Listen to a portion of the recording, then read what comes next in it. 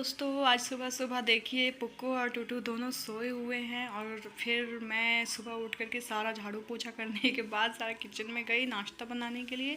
फिर उसके बाद जब मैंने नाश्ता तैयार किया तो नाश्ता तैयार करते करते पुक्कू और टूटू को भी देखना था। उसी बीच दोनों की शैतानियाँ भी हो रही थी।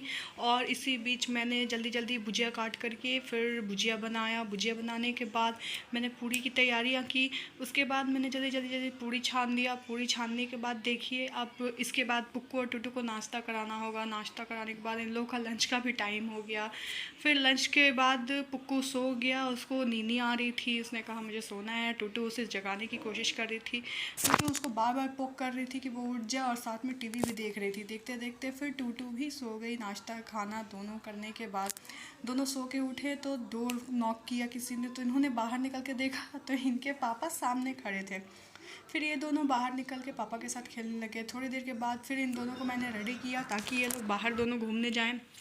फिर देखिए टूटू घूम रही थी, घूमते घूमते फिर खेल रही थी।